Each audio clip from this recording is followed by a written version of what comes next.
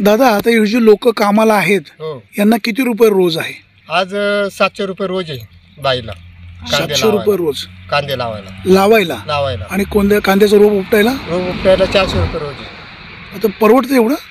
नाही ना एवढी महागाई. शेतकऱ्यांनी काय करायचं? मावशी तुम्ही मालक का कामाला आले?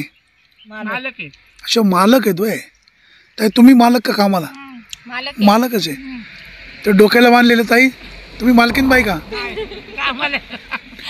मावशी आता हे मालक रोज एवढे वाढल्यामुळे आम्ही सावडी करतो. नाही बरोबर आहे. त्याची पण शेती आहे. अच्छा अच्छा आम्ही एकमेकाकडे पडकई पडते. हो तसं. अच्छा अच्छा एवढे रोज वाढल्यामुळे रोजंदारीमुळे मग असं करावं लागतं. पण आपल्याकडे येतात म्हणून. तुमचं शिक्षण किती झालं ताई?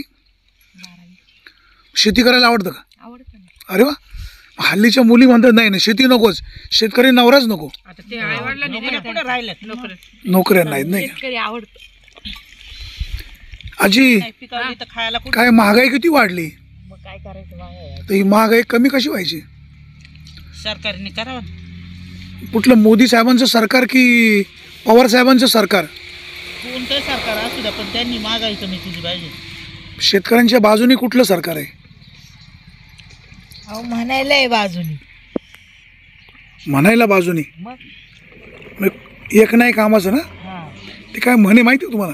एक नाही कामाचं आणि पुढचं वाक्य काय मावशी? अजी काय माहिती. अरे कोणालाच माहित नाही.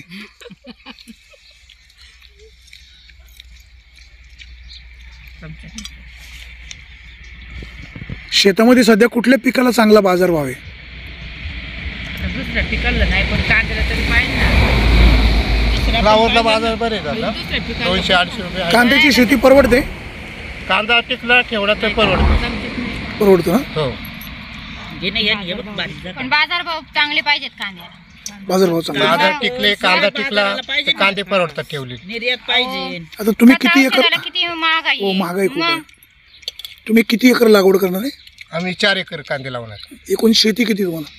आम्हाला शेती 4 एकर आहे. सगळे संपूर्ण कांदे? हो संपूर्ण. ऊस वगैरे लावत नाही का? ऊस नाही लावत आम्ही. ऊसाला पण चांगला बाजार आहे. ऊसापेक्षा मग कांदे परवडतात. अच्छा ताई तुमच्या शेतामध्ये काय? आमच्या शेतामध्ये आता कांदेच लावायचे. ऊस वगैरे नाही? मावशी तुम्ही? आम्ही कांदेच लावणार. कांदेच लागवड करता. आजी पूर्वीचा काळ असा होता का एवढी महाग आहे? हा कसं होतं? तुम्ही कधी जात्यावर दळलंय का? हा मग जात्यावर दळलं काय? बाजरी उडीद का गहू का काय? सगळं जळायला लावायचं. जात्यावर काय गाणं म्हणायचं? धरता येत नव्हतं तर असे डुकला खायचे त्या जात्यावरती. एवढे टेंगडे यायची पार. जुन्या सासू कशा खडूस असायच्या. आताच्या सुनबाईला जर दम दिला जाईल माहेरी निघून. आता सासूचं सून व्हावं लागतंय. सुनाला बोलावं तर लगेच लेक सासूरवास करील. पोराच्या भीतीने काही बोलता येत नाही.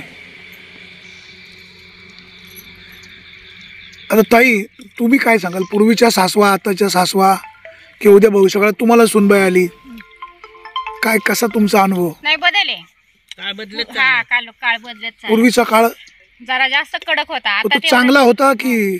चांगला पण होता कडक पण होता. मग कडक चांगला का असं मुक्त संचार चांगला? कडक चांगला. अशा कडक चांगला. मावशी तुम्ही किती वर्ष जात्यावर दळलं?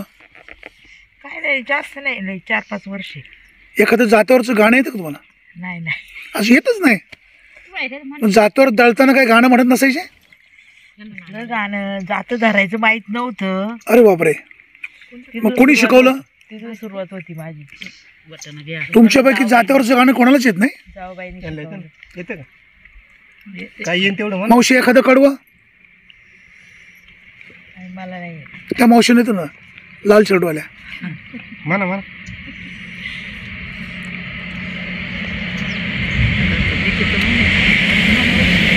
जसं आठवेल तसं म्हणा. जेवढं आठवेल तेवढं म्हणा. तुम्हाला मालक काय रोजातनं पैसे कापणार नाही. शेजारी त्यांचा प्लॉट आहे. अच्छा ते पण मालकाची आपल्या शेजारची. मावशी एखादं कडवं म्हणजे नवीन मुला मुलींना जरा आवडेल पण ना. बघा आजी काय जात्यावरचं गाणं म्हणतायत. कधी दार धरलं होतं का? दार हा धरलं होतं ना. दार धरलेलं गाणं येतं का? ते नाही आठवत. दार धरील दार धरील. म्हणा दार दरील दार वंटी येत म्हणा ना. आता पूर्ण एवढं ध्यानात नाही ना येत. अहो आपण भावाकडे काय मागतो? लेख मुलगी मागतो. मग भाऊ त्याच्या बायकोला काय म्हणतो? बाई आपल्याला लेख मागते. मग भाऊजाई काय म्हणते? वहीन आम्हाला वहीन होईन आम्हाला देऊ तू मला. हा. ज्यावेळेस आपण दार धरतो तेव्हा आपण गाणं काय म्हणतो? दार धरिलं दारवंटी उभे राहिले चौकटी. असं एवढं अशा आवाजामध्ये म्हणतो? जरा सुरात म्हणतो, सुरात. आता त्या वेळेला म्हणतो ना आपण सुरात म्हणून ती कडवी चल आवरलं. बघा सगळ्यांना आनंद होईल. दार धरिलं दारवंटी दार धरिलं दारवंटी उभी राहिले चौकटी उभी राहिले चौकटी. हळद दळी कधी? हळद तिळ काय तिळ तांदूळ काय तिळ तांदूळ दळीलं गहू तिळ तांदूळ दळीलं गहू. त्याच्या चपात्या याच्या चपात्या केल्या तर 9 याच्या चपात्या केल्या तर 9.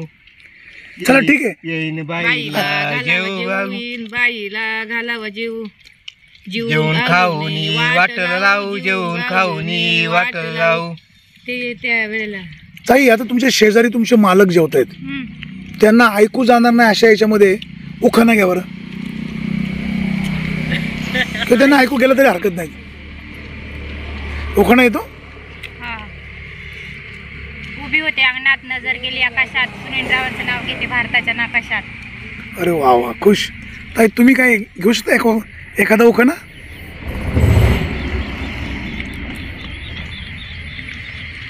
चांदीच्या ताटात खडी साखरेचे खडे रावांचे नाव घेते. नाही ऐकू नाही आलं, परत एकदा.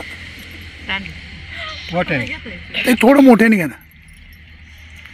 चांदीच्या ताटामध्ये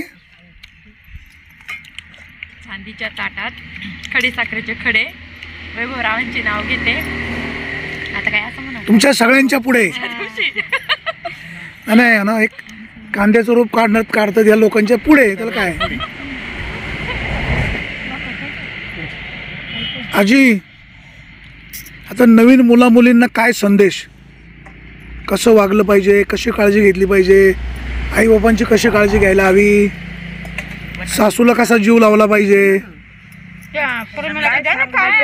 हा, तुला पटतंय का ते?